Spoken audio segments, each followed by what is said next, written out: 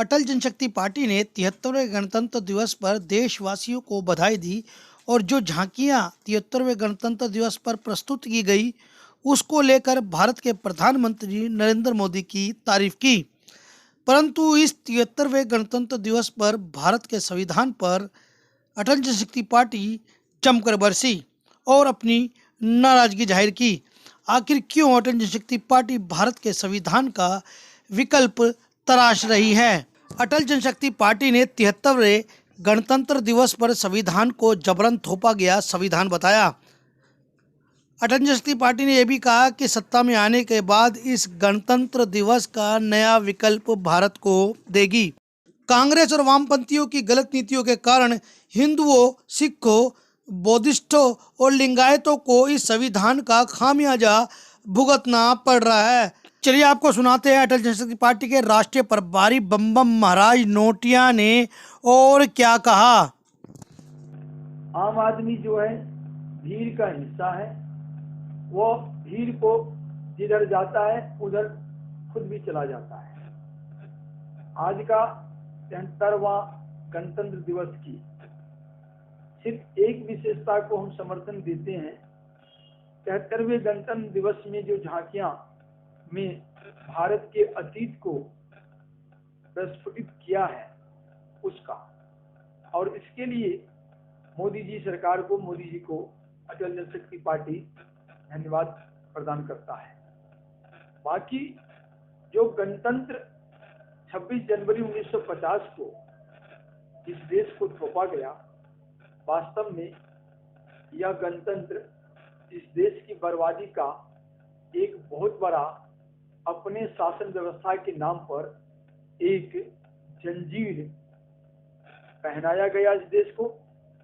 जो काम मुगलों ने नहीं कर सका, जो काम अंग्रेजों ने नहीं कर सका, उस काम को इस शासन व्यवस्था के द्वारा, इस गणतंत्र के द्वारा बाबा बापू चाचा ने, कांग्रेस के कपट ने, वामपंथियों के प्रपंच ने इस प्रकार से महागुलाम बना दिया है इस भारतवर्ष को, जो कभी भी इस गुलामी का काट ढूंढना असंभव लग रहा है।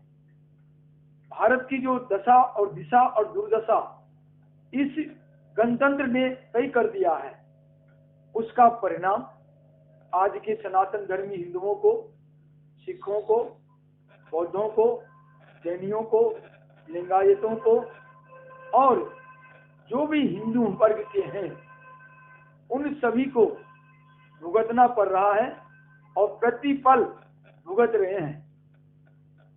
इस गणतंत्र ने भारत के मूल निवासी हिंदुओं का, सनातन धर्मियों का हर कुछ छीन लिया है, हर चीज छीन लिया। हमारी सभ्यता छीन लिया, हमारी संस्कृति छीन लिया, हमारी आजादी छीन लिया, हमारा ज्ञान विज्ञान छीन लिया, हमारा रहना खाना पीना, सोना बैठना उठना जागना, आजादी जो कुछ हमारी थी वो सब कुछ छीन लिया। हमारा रोजगार छीन लिया, हमारा उस यानी धंधा रोजगार जो भी था सारा कुछ छीन लिया। हमें जो हम इंसान थे, जो हम मानव थे, हमारा वो मानव का गुण भी छीन लिया। हमें मानव के गुण से हटाकर और मानव गलत बना दिया है, हमारे को इतना विद्रूप कर दिया है, हमारे संस्कृति सभ्यता को, भारत को इस कदर बर्बाद कर दिया है। जो आंसू जो आ रहा है, जो आ रहा है उसको व्यक्त नहीं कर पाता हूं। दरअसल में हम इस गणतंत्र को, अटल जनशक्ति पार्टी इस गणतंत्र को भारत के लिए एक दुर्भाग्य से ज्यादा कुछ नहीं समझते, बल्कि अंग्रेजों के कपट को जो इस प्रकार बाबा बापू चाचा ने लागू कर दिया, उस कपट को दुख है इस बात की कि डॉक्टर राजेंद्र प्रसाद ऐसे व्यक्ति नहीं समझ सके, सरदार वल्लभ भाई पटेल ऐसे व्यक्ति नहीं समझ सके, और जो 359 संविधान सभा में व्यक्ति थे वो सब भी इस कपट को नहीं समझ सके और आंख मीच कर इनके कपट को इस देश पर थोप दिया। और परिणाम, यह देश आज इस स्थिति में आ गया है जो मूल स्वरूप इसका खत्म हो गया है और जो बचा है वो भी खत्म होने वाला है। आज हिंदू सनातन धर्मी सभी अधिकार भीन हो चुके हैं, संपत्ति भीन हो चुके हैं, रोजगार भीन हो चुके हैं, संस्कृति भीन हो चुके हैं, सभ्यता भीन हो चुके हैं, अपना अधिकार भीन हो चुके हैं। हमारे मंदिरों पर कब्जे हो रहे हैं, सिस्टम खामोश है। हमारे बाल बच्चों पर अत्याचार हो रहे हैं, सिस्टम खामोश है। हमारे बेटियों के साथ, हमारी बच्चियों के साथ अपराध दर अपराध हो रहे हैं, रेप दर रेप हो रहे हैं, सिस्टम खामोश है।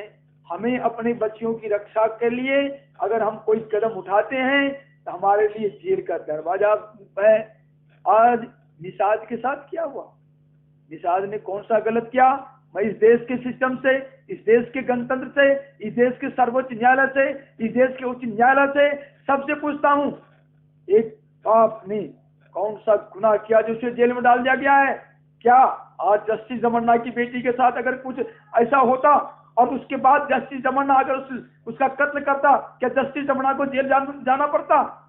बात ये गरीब लोगों को, जिसके पास पावर नहीं है उसके पर सब कुछ होता है। जुल्म है ये सिस्टम। इस सिस्टम की दास्तां अंग्रेजों की दास्तां से, मुगलों की दास्तां से भयानक है। इसलिए अटल जनशक्ति पार्टी इस गणतंत्र का विकल्प ढूंढने के लिए तैयार है और जिस रास्ते से ये लोग शासन सत्ता में गया है, जिस चुनाव के रास्ते से जाना, तो हमें भी उसी चुनाव के रास्ते से होगा और हम भी उस चुनाव के रास्ते पर चल चुके हैं। एक बार सत्ता में जाने के बाद फिर सबसे पहले इस गणतंत्र का विकल्प दूंगा और उस विकल्प के तौर पर सबसे पहले सनातन धर्मी, सभी सनातन धर्मी जैसे सिख हैं, बौद्ध हैं, जैन हैं, लिंगायत हैं, जो ये आदिवासी, एससी, एसटी, ओबीसी ये सब करके जो बांट रखे हैं, इन सबको सबसे पहले एक प्लेटफार्म पर लाऊंगा। संयुक्त परिवार प्रथा को जिंदा करूंगा। हमारे जो रोजगार धंधा छीन लिए गए उसे वापस लाऊंगा। जो हमारी सभ्यता संस्कृति को काल कबलित कर दिया गया है वो सब वापस लाऊंगा। इस जो बाबा बापू चाचा कांग्रेस वामपंथी का कपट और प्रपंच है, इसको गटर में डालूंगा और एक ऐसा भारत को भारत बनाने का, भारत को समर्थ भारत, पूरे विश्व का भारत, नेतृत्वशाली शक्तिशाली भारत बनाने का गणतंत्र का विकल्प लाऊंगा।